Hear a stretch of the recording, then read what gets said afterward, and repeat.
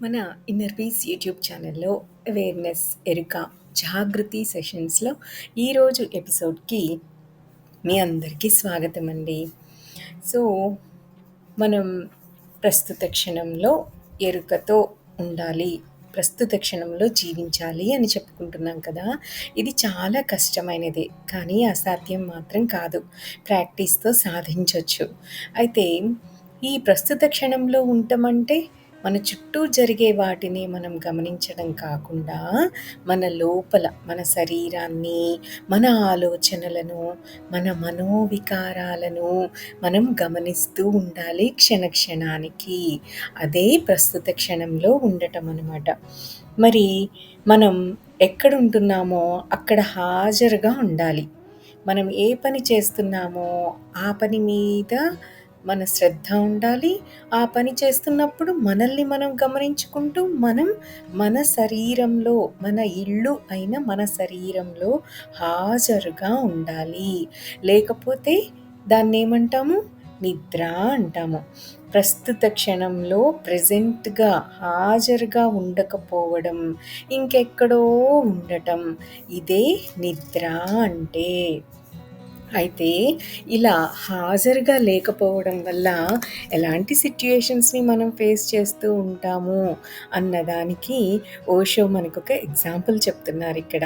అదేంటంటే ముల్లా నసీరుద్దీన్ ఒక కాఫీ హోటల్‌లో కూర్చొని తన ఉదారత్వాన్ని గురించి గొప్పగా మాట్లాడుతూ ఉంటాడనమాట. అప్పుడతను ఎప్పుడు మాట్లాడుతున్నా హ్మ్. అందరిలాగే అతిగా తనేం మాట్లాడుతున్నాడో మర్చిపోయి మాట్లాడతాడనమాట. అంటే తన మీద తనకి ఎరుకలు ఉండదు. ఎరుక లేకుండా నోటికొచ్చింది అతిగా అలా మాట్లాడేస్తూ ఉంటాడు. అప్పుడు ఎవరో ఆ గ్రూప్‌లో అక్కడ కూర్చున్న వాళ్ళల్లో ఎవరో అన్నారు, "నసీరుద్దీన్, ఒకవేళ నువ్వు అంత ఉదారుడివైతే మమ్మల్ని ఎప్పుడూ అసలు మీ ఇంటికే పిలవలేదు. ఒక చిన్న విందుకైనా ఎప్పుడూ మమ్మల్ని నువ్వు మీ ఇంటికి పిలవనే లేదు. మరి దీని గురించి ఏమంటావు?" అని అడిగారు. అప్పుడు నసీరుద్దీన్ చాలా ఉత్సాహాల్లో తన భార్య విషయం పూర్తిగా మర్చిపోయి ఏమంటాడంటే, "ఇప్పుడే మా ఇంటికి రండి" అని వారితో తన ఇల్లు సమీపిస్తున్న కొద్దీ ఇంటికి బయలుదేరతాడు. సో, ఇంటి దగ్గరికొస్తున్న కొద్దీ అతని మత్తు కొంచెం కొంచెంగా దిగిపోయి మామూలుగా అవుతాడు. అప్పుడు అతనికి తన భార్య గుర్తొచ్చి భయపడిపోతాడు. 30 మంది స్నేహితులతో వస్తున్నాడు. అప్పుడు ఇంటి బయట ఆగి అతనన్నాడు, "ఇక్కడ కాసేపు ఆగి వెయిట్ చేయండి. మీ అందరికీ నాకు ఓ పెళ్ళాం ఉందని తెలుసు కదా! మీ అందరికీ కూడా భార్యలున్నారు. కనుక మీకు అన్నీ తెలుసు. కేవలం కాసేపు ఆగి ఎదురు చూడండి. నన్ను ముందు లోపలికి వెళ్ళనిచ్చి నా భార్యని బ్రతిమాలనివ్వండి. అప్పుడు మిమ్మల్ని నేను లోపలికి పిలుస్తాను" అని ఇలా అని అతను వాళ్ళందరినీ బయట నుంచోబెట్టి అతని ఇంట్లోకి మాయమైపోయాడు. స్నేహితులు ఎదురు చూసి విసిగిపోయారు. అతను లోపల నుంచి రానేలేదు. అతను ఎప్పటికీ బయటికి రాలేదు. అప్పుడు వారు తలుపు తట్టారు. నసీరుద్దీన్ తన భార్యకు జరిగిందంతా జరిగినట్లు చెప్పాడు. తాను ఎంత అతిగా తన ఉదారత్వాన్ని గురించి మాట్లాడాడో, అలా మాట్లాడి ఎలా పట్టుబడిపోయాడో అది అంతా సరిగ్గా అలాగే చెప్పాడు. అతని భార్య అంది, "కానీ 30 మందికి సరిపోయేది ఏమీ మన దగ్గర లేదు. పోనీ ఏదైనా చేసి పెడదామన్నా ఈ అర్ధరాత్రి పూట అది అసాధ్యం" అని అంటుంది. అప్పుడు నసీరుద్దీన్ అంటాడు, "నువ్వో పని చెయ్యి, వాళ్ళు తలుపు కొట్టినప్పుడు నువ్వు బయటికి వెళ్ళి నసీరుద్దీన్ ఇంట్లో లేడు అని చెప్పేసేయి" అంటాడు. అందువల్ల వాళ్ళు తలుపు తట్టగానే నసీరుద్దీన్ భార్య బయటికి వచ్చి అంటుంది, "నసీరుద్దీన్ ఇంట్లో లేడు" అని.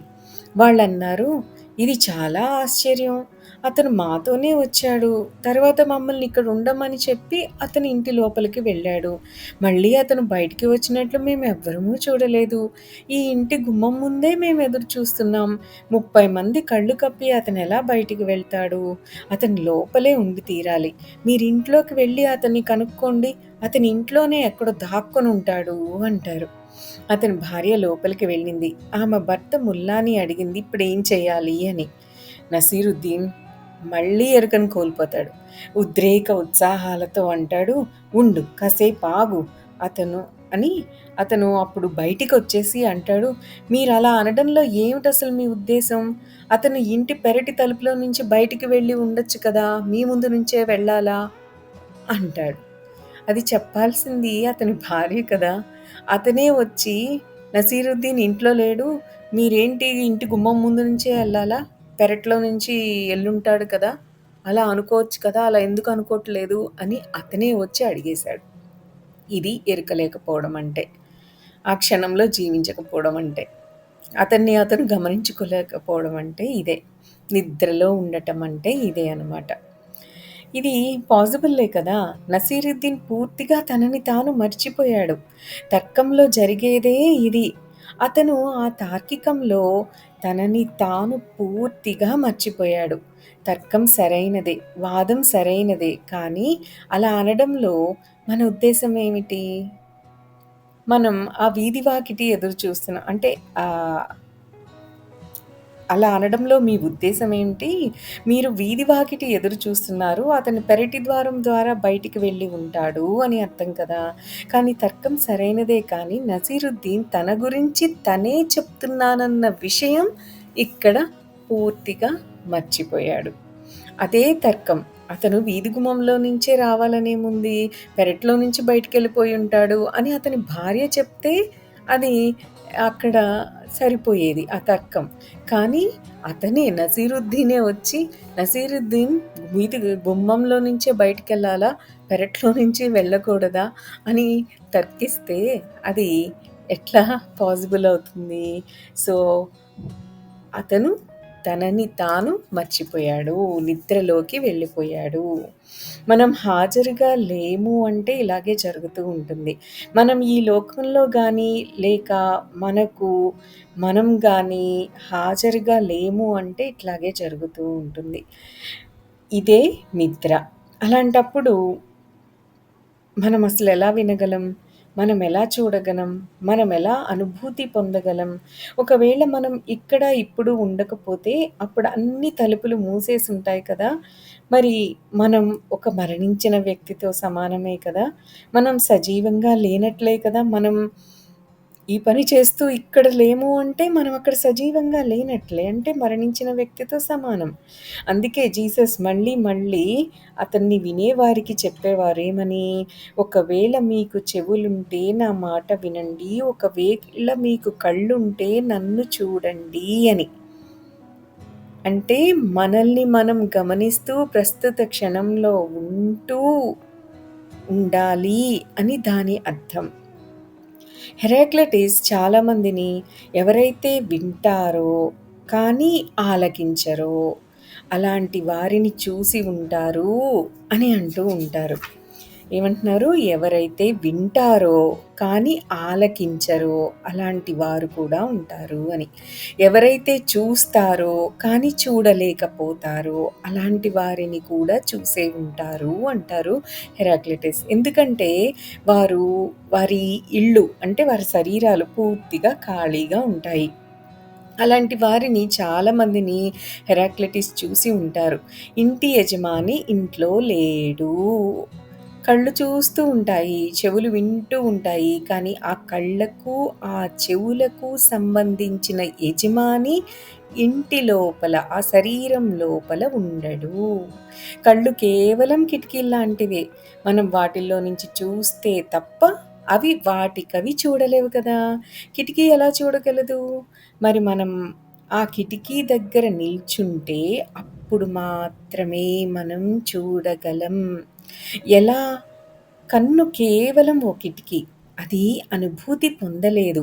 ఒకవేళ మనమక్కడ ఉంటే అప్పుడు అది పూర్తిగా వేరేగా ఉంటుంది. జస్ట్ మనమలా ఏదో ఆలోచిస్తూ ఎంత అందమైన పువ్వుని చూసినా దాని యొక్క అందాన్ని మనం ఆస్వాదించలేము.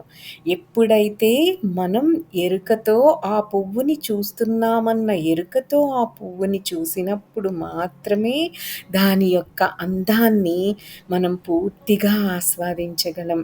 అంటే ఆ సమయంలో మనం మన కిటికీలో నుంచి చూస్తున్నాం. మనం మన కిటికీ అయిన కళ్ళలో నుంచి చూస్తున్నప్పుడు మాత్రమే పూర్తిగా వేరేగా అద్భుతంగా అనుభూతి పొందగలం. శరీరం మొత్తం ఒక ఇల్లు లాంటిదే. మనస్సు ప్రయాణం చేస్తూ ఉంటుంది. ఇంటి యజమాని ఎప్పుడూ ఎక్కడో ప్రయాణం చేస్తూ ఉంటాడు. ఆ ఇల్లు ఎప్పుడూ ఖాళీగానే ఉంటుంది. మన తలుపుల్ని జీవితం తడుతూ ఉంటుంది. జీవితాన్ని దేవుడు అని కానీ, ఎలా కావాలంటే అలా మీ ఇష్టం వచ్చినట్లు పిలవండి. పేరేదైనా పర్వాలేదు. దాన్ని జీవితం అనండి, దేవుడు అనండి, లేక ఉనికి అనండి. అది మీ తలుపుని తడుతూనే ఉంటుంది. అది ఎప్పటికీ ఎడతెగకుండా తలుపుల్ని కొడుతూనే, తడుతూనే ఉంటుంది. కానీ మిమ్మల్ని అక్కడ చూడటం ఎప్పటికీ జరగదు. ఇదే నిద్ర అంటే. ఎవ్వరూ కూడా గాఢ నిద్రలో ఉన్నవారిలా పని చేయకూడదు, లేక మాట్లాడకూడదు అని హెరాక్లిటస్ అంటారు కదా! ఇదే అన్నమాట. మన శరీరం ఒక ఇల్లు లాంటిది. మనస్సు మాత్రమే ప్రయాణం చేస్తూ ఉంటుంది. యజమాని శరీరంలో, ఇంట్లో ఉండాలి. కానీ ఎప్పుడూ కూడా ఆ ఇంట్లో దొరకటం లేదు. ఎక్కడికో ప్రయాణం చేస్తూ ఉంటాడు. గతానికి సంబంధించిన ఆలోచనల్లోకి కానీ, భవిష్యత్తుకు సంబంధించిన ఆలోచనల్లోకి కానీ ప్రయాణం చేస్తూ ఉంటాడు. కానీ ఇది నిద్ర. నిద్రతో సమానం అని అంటున్నారు. ఎంతో అద్భుతం కదా! మరి మన శరీరంలో, మన ఇంట్లో మనం ఎప్పుడూ ఉండటానికి ట్రై చేద్దామా? దట్స్ ఆల్ ఫర్ టుడే అండి. Have a great day. Thank you. Thank you. Thank you.